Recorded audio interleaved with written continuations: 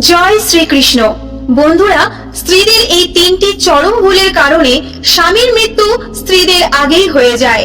ঈশ্বর করুক পৃথিবীর কোন স্ত্রী এই তিনটি চরম ভুল যেন কখনো না করেন। এমনটা হলে স্বামীর মৃত্যু স্ত্রীর আগে অনিবার্য। বন্ধুরা, স্বামী স্ত্রীকে একে অপরের পরিপূরক মানা হয়। স্ত্রীকে এই কারণে স্বামীর অর্ধাঙ্গিনীও বলা হয়ে থাকে। শাস্ত্রে বলা হয়েছে, এক ব্যক্তির জীবন ততক্ষণ অসম্পূর্ণ থাকে যতক্ষণ না তার জীবন সঙ্গী অর্থাৎ তার বিবাহ হচ্ছে। বন্ধুরা, জানেন কি, স্ত্রীদের কিছু ভুলের কারণেই তার জীবন সঙ্গীর মৃত্যু আগেই হয়ে যায়। বন্ধুরা, আজকের ভিডিওটি শেষ পর্যন্ত না দেখলে চরম ভুল করবেন, কারণ দ্বিতীয় ও তৃতীয় ভুলটি মেয়েরা প্রায়ই করে থাকে। তাই স্কিপ না করে সম্পূর্ণটা মন দিয়ে শুনবেন। আমি সুমিতা, বেঙ্গলি সনাতন কথা চ্যানেলের পক্ষ থেকে আপনাদের জানাই স্বাগত। আশা করি রাধারানীর কৃপায় ভালো আছেন, সুস্থ আছেন। বন্ধুরা, আজকের ভিডিওর শেষে আমরা জানবো কিভাবে বিবাহিত নারীরা সিঁদুর পরলে স্বামীর আয়ু বাড়ে। তাই শেষ পর্যন্ত দেখতে থাকুন। বন্ধুরা, আপনিও নিশ্চয়ই আপনার আশেপাশে অনেক নারীকে দেখেছেন যাদের স্বামীরা এই পৃথিবীতে নেই। তাদের পরিবারের অন্য সদস্যদের উপর নির্ভর করে থাকতে হয়। স্ত্রীর আগে স্বামীর মারা যাবার পেছনে বর্তমান আধুনিক বিজ্ঞান ও তার পাশাপাশি হিন্দু শাস্ত্রের নিজস্ব আলাদা আলাদা মতামত রয়েছে। শাস্ত্র মতে যে কোনো স্ত্রীর কাছে তার স্বামী খুবই গুরুত্বপূর্ণ। স্ত্রী কেমন ধরনের স্বামী পাবে, বিয়ের পরে স্ত্রী নতুন বাড়িতে সুখ দুঃখ পাবে কিনা ইত্যাদি বিষয়গুলি নারীর ভাগ্য ও কর্মের সঙ্গে জড়িত। আমাদের শাস্ত্রে লেখা আছে যে একজন মানুষ তার কর্মের দ্বারা আয়ু বৃদ্ধি করতে পারে, আবার খারাপ কর্মের দ্বারা আয়ু কমাতেও পারে। মহিলাদের ভাগ্য কর্মের সাথে সম্পর্কিত এবং তাই এই কারণে শাস্ত্রে উল্লেখিত এই তিনটি কর্ম সম্পর্কে প্রত্যেকটি মহিলার জানা উচিত, যার সাথে তার স্বামীর আয়ু যুক্ত রয়েছে।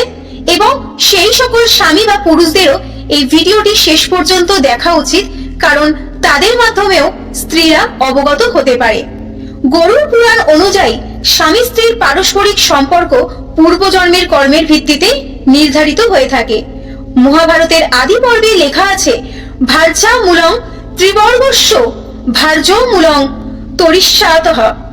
এর অর্থ হলো ভার্য মানে স্ত্রী, ধর্ম, অর্থ, কাম ও মোক্ষের মূল উপায়।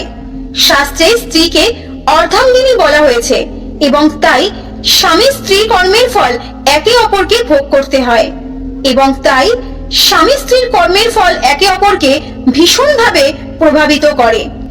বন্ধুরা, আসুন এই ভিডিওতে আমরা জেনে নিই গরুড় পুরাণে বর্ণিত এই তিনটি কারণ যার প্রভাবে স্বামীর মৃত্যু স্ত্রীর আগেই হয়ে থাকে এবং এই বিষয়ে বিজ্ঞান কি বলছে সেটাও আমরা এই ভিডিওর মাধ্যমে জানব।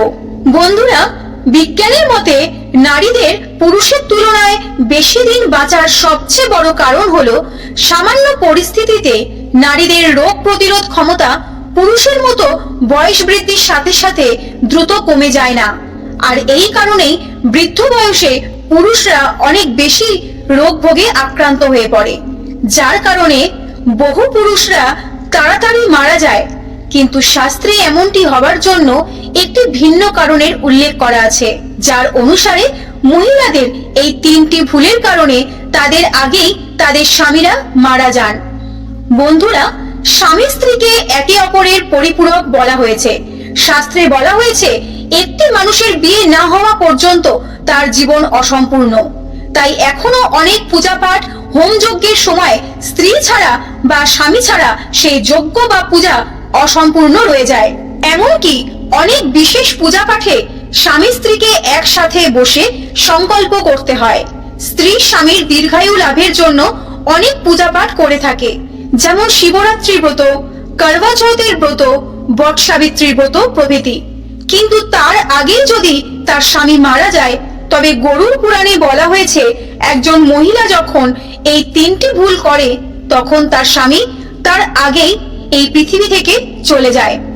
বন্ধুরা, প্রথম কারণ অনুসারে যখন একজন মহিলা প্রধানত বট সাবিত্রী, করবা চৌথ বা শিবরাত্রি অথবা স্বামীর আয়ু কামনায় অন্য যে কোনো উপবাস পালন করেন, কিন্তু ক্ষুধা ও তৃষ্ণায় বিরক্ত হয়ে যদি তিনি গোপনে খাবার খেয়ে ফেলে, তাহলে ব্রত ভাঙার কাল দোষ লাগে এবং এর ফলে অদূর ভবিষ্যতে তার স্বামীর মৃত্যু হয়ে যায়।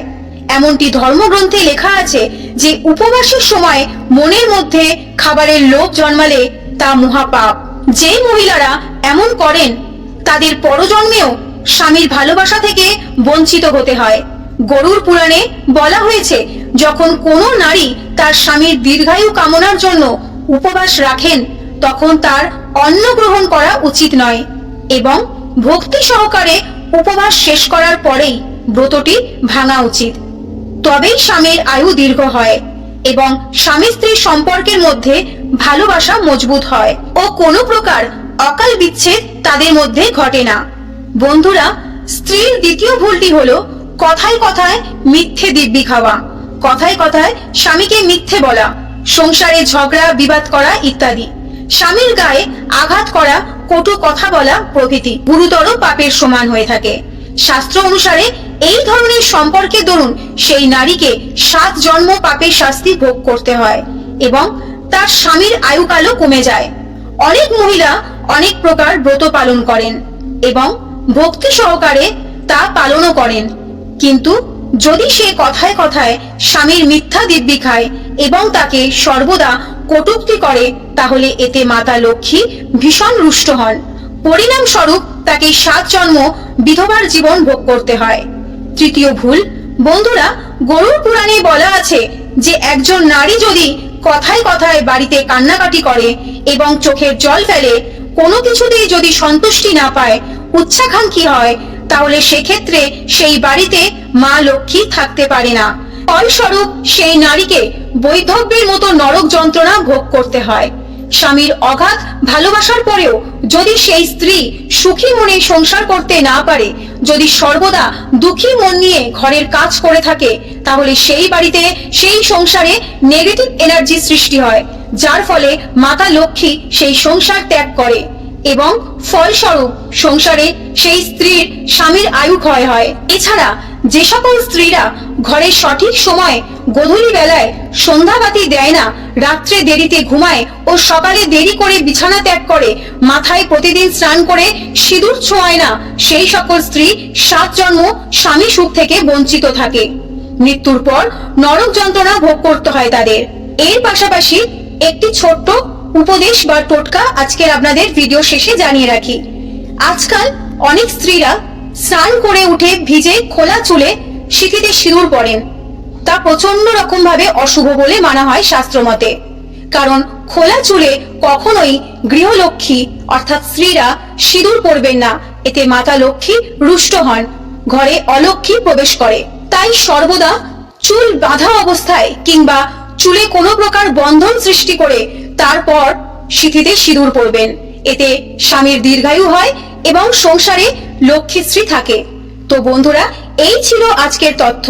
ভিডিওটি ভালো লাগলে একটি লাইক ও শেয়ার করে দেবেন এবং চ্যানেলে নতুন হলে চ্যানেলটি সাবস্ক্রাইব করে আমাদের পাশে থাকবেন। দেখা হচ্ছে আগামী পর্বে। ততদিন ভালো থাকবেন, সুস্থ থাকবেন। রাধে রাধে।